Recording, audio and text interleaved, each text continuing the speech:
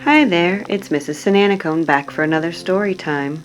And I've been thinking a lot about love today and how when you shower someone with love, it makes them feel good. And today's story is about giving from your heart. And it's a really nice story about even when you don't think you have anything to give, that you can give something. And this book is illustrated by April Harrison, and it was her first book. And she said this about the illustrations. She wanted people to feel the moment, to touch your heart, and for you to understand that even if you feel you have nothing to give, even if you feel like you're not as blessed as others are, there's always something special about you and what you can do for someone else, if you just believe that you have something to give. And this story is called What is Given from the Heart. It's by Patricia C. McKissick and illustrated by April Harrison. And as you look at the pictures on the front cover of this book, think about what you might think this book will be about and how the people on the front cover look like they're feeling and what's being expressed. And again, this is What is Given from the Heart. It's written by Patricia C. McKissick, and she's written many books and won a lot of awards. It's illustrated by April Harrison, who drew the pictures. Actually, she painted them, and she won an award for these pictures. It was a rough few months for Mama and me. We were already poor, but we got poorer last April when Daddy went to sleep on the front porch and never woke up. Mama cried and cried because Daddy didn't have a suit to be buried in. Come June, we lost the farm and moved to a run-down shotgun house in the Bottoms. On Friday the 13th, it rained frogs, everything flooded, and Smitty, my dog, disappeared. Misery loves company, Mama said, shaking her head as she swept water out the back door. I hugged her up close the way I always did when she was sad or I was scared. Long as we have our health and strength, we are blessed, James Otis, Mama said, trying to sound brave. But things didn't get any better.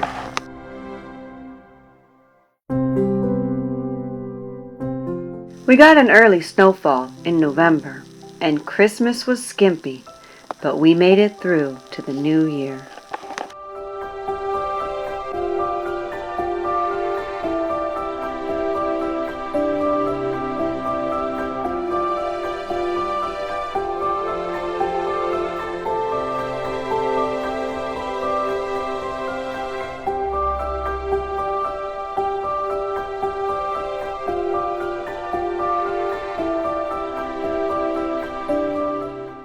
Before I realized, February was upon us with Valentine's Day just 2 weeks away.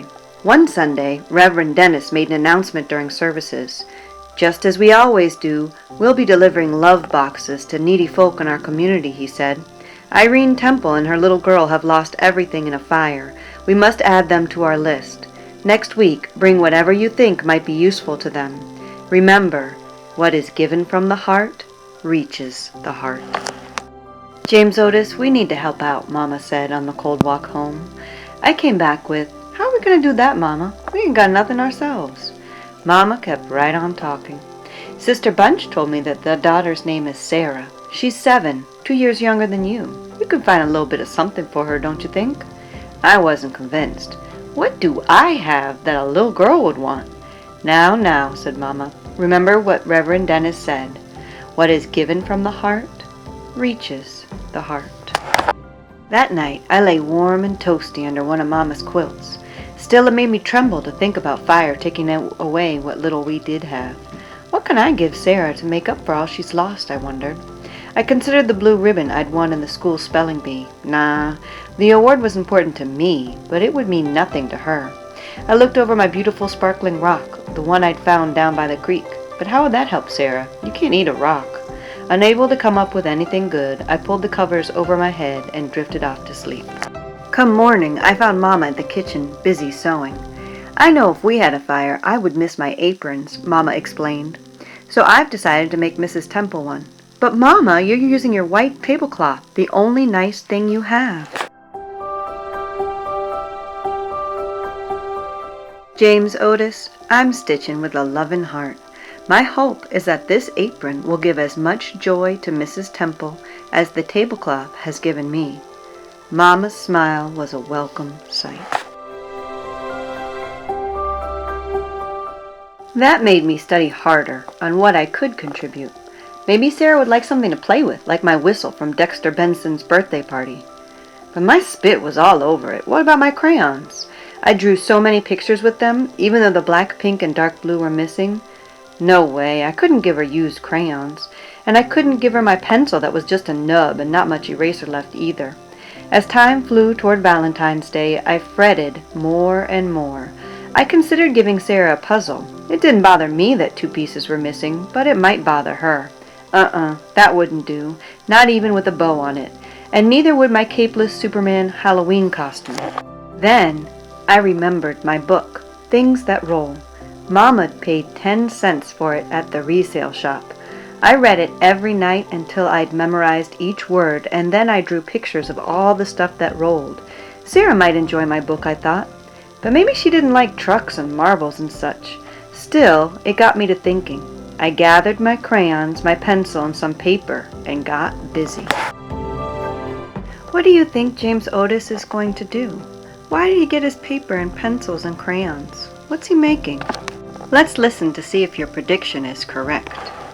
On the Sunday before Valentine's Day, we were off to church. Along the way, Mama told me, as usual, the trustees will deliver the love boxes to the homes of the needy.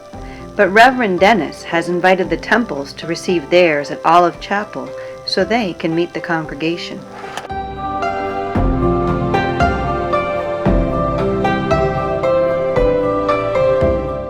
The church was full. Mama beamed as she carefully placed the apron in the box.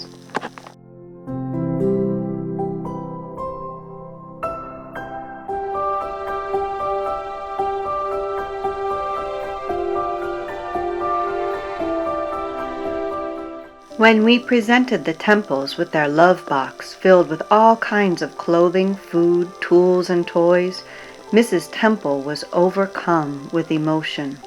The congregation shouted, "Amen." Even so, Sarah seemed sad and afraid. She clung to her mama's arm and hid her face. I walked over to where they were standing. "Hi, Sarah," I said, sounding cheery-like. "My name is James Otis, and I'm pleased to meet you." "Same to you," she answered, looking at her feet. "Here," I said, handing her my gift. I wrote it, drew the pictures, and put it together by myself, just for you. Sarah managed to smile as she stared at the book I'd made. Then real slow-like, she read the cover. From My Heart to Your Heart by James Otis Petway. It's about a little girl named Sarah and, "Don't tell me," she said. "I want to read about myself, by myself. I can't believe it," she squealed. "A book about me." Then she covered her mouth to catch a giggle. Seeing little Sarah happy made me happy, too. I laughed out loud. "I put some hard words in so you can look them up." "You sound like my teacher." Sarah pressed the book to her heart, closed her eyes, and whispered, "Thank you, James Otis. I will keep this book forever and ever." Walking home, Mama held my hand. "The Temples looked very grateful," she said. "I think we reached their hearts," I said. Mama nodded. "I'm proud of you, James Otis." "How come?" I asked. "'Cause you're you." In winter, night comes early. The sky was darkening, and it had started to snow. I stuck my tongue out to catch a snowflake as Mama spun joyfully round and round. Suddenly, Mama stopped. "Look! There's something on our porch," she said. I rushed ahead, and there it was. A love box had been delivered to us.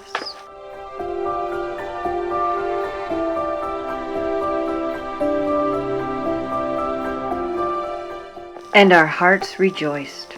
Our hearts rejoiced.